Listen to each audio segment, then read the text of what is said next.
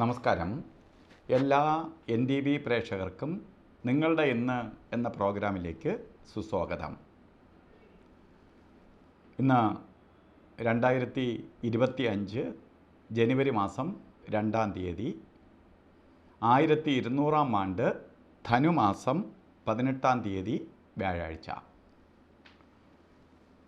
പുതുവർഷം തുടങ്ങി എങ്കിലും ഇന്ന് ശുഭദിനമാണ്.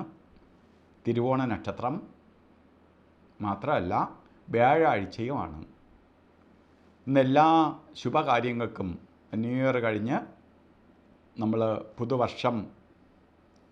ന്യൂ ഇയർ കഴിഞ്ഞ് പുതുവർഷത്തിലേക്ക് പ്രവേശിച്ചിരിക്കുകയാണ്.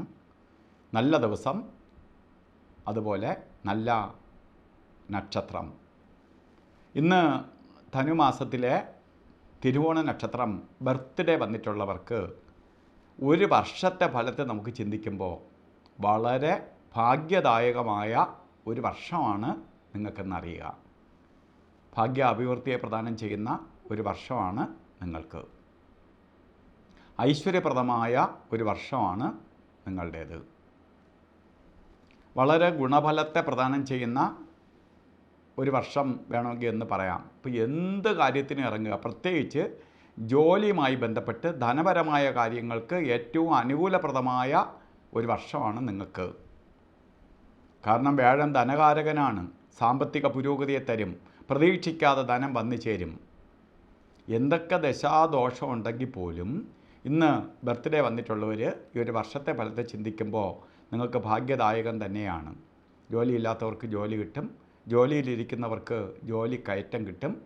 ഇല്ല, ബിസിനസ് ആദി കാര്യങ്ങൾ നടത്തുന്നവർക്ക് നിങ്ങളുടെ ബിസിനസ് പുരോഗതി ഉണ്ടാവും. പുരോഗതിക്ക് വേണ്ടി ട്രൈ ചെയ്യണം. അപ്പോൾ ഇത്തരം കാര്യങ്ങൾക്കെല്ലാം അനുകൂലപ്രദമായ ഒരു വർഷമാണ് നമ്മളുടേത് എന്ന് അറിയുക. അതുമാത്രമല്ല, ഇന്നത്തെ ദിവസം എന്തെങ്കിലും കാര്യങ്ങൾ ചെയ്യാൻ ആഗ്രഹിക്കുന്നവർക്ക് ഇന്നത്തെ ദിവസം അനുകൂലപ്രദമാണ്. ഇന്നത്തെ ദിവസം നിങ്ങൾ ഒരു കാര്യത്തിലും അറച്ചു നിൽക്കരുത്. എന്ത് കാര്യത്തിന് വേണോ ഇറങ്ങിക്കൊള്ളുക. കാരണം ഇറങ്ങുന്ന കാര്യങ്ങൾ വിജയത്തിലേക്ക് വരും എന്നുള്ളതിന് സംശയം വേണ്ട. അപ്പോൾ അതേപോലെ ഇന്ന് എല്ലാ കാര്യത്തിനും കൊള്ളാം എന്ന് ഞാൻ പറഞ്ഞെങ്കിൽ പോലും ചില സമയങ്ങൾ നിങ്ങൾ സൂക്ഷിക്കണം. പ്രത്യേകിച്ച് യാത്രാദി കാര്യങ്ങൾക്ക് നമുക്ക് യാത്ര ചെയ്യാനായിട്ട് തുനിയുമ്പോൾ രാഹുകാലം നോക്കി വേണം യാത്ര തിരിക്കാൻ. കാരണം രാഹു എന്ന് പറയുമ്പോൾ സർപ്പമാണ്. പ്രപഞ്ചത്തിൽ സർപ്പം ഉണർന്നിരിക്കുന്ന സമയമാണ് 1.5 മണിക്കൂറോളം സമയം.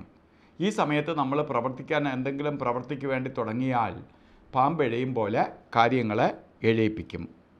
അപ്പോൾ 1 മണി 54 മിനിറ്റ് തൊട്ട് 3 മണി 20 മിനിറ്റ് വരെയാണ് രാഹുകാല സമയം. അതെന്തുകൊണ്ട് അങ്ങനെ രാഹുകാലത്തിന് പ്രാധാന്യം കൊടുക്കുന്നു എന്ന് ചോദിച്ചാൽ കലണ്ടറിൽ രേഖപ്പെടുത്തിയിട്ടുള്ളത് 1.5 മണി മുതൽ 3 മണി വരെ എന്നാണ്.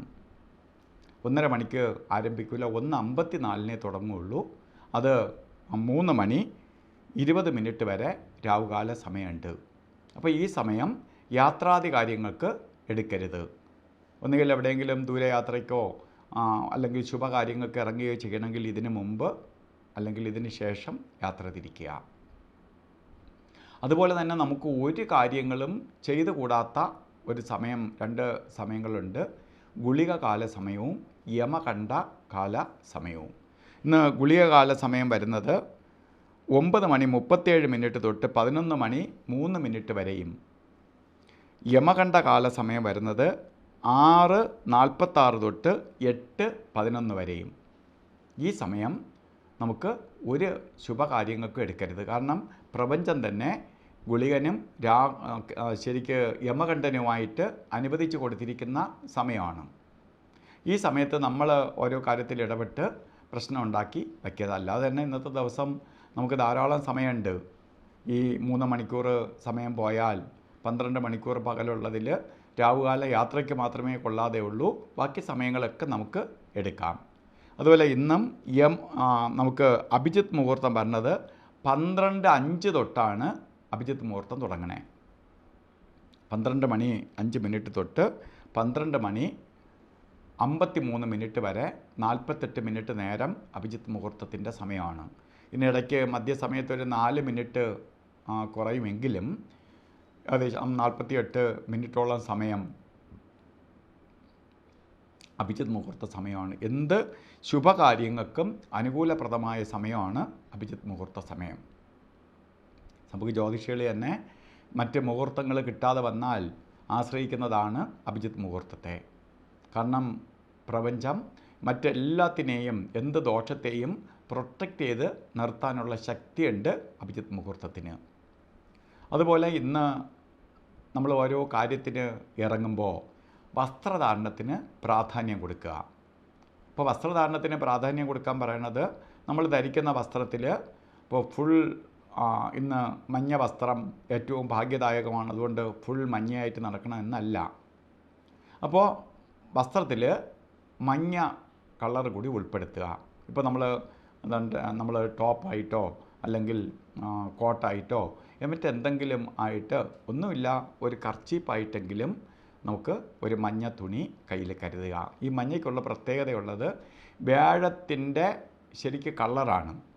ഇത് നമുക്ക് പ്രപഞ്ചത്തിൽ നിന്ന്, പ്രകൃതിയിൽ നിന്ന് ഇതിൻ്റെ പവറ് ബോഡിയിലേക്ക്, കളറിലേക്ക് ആഗിരണം ചെയ്യാൻ സഹായിക്കും. അപ്പോൾ നമുക്ക് കുറച്ചുകൂടി ഉന്മേഷവും ഉണർവും നമ്മൾ ചെയ്യുന്ന കാര്യങ്ങൾ കുറച്ചുകൂടി ഭംഗിയായി ചെയ്യാനുള്ള ഇതും നമുക്ക് പോകുന്ന വേദിയിൽ നമ്മൾ ശ്രദ്ധിക്കപ്പെടാനും ഒക്കെ സഹായിക്കും.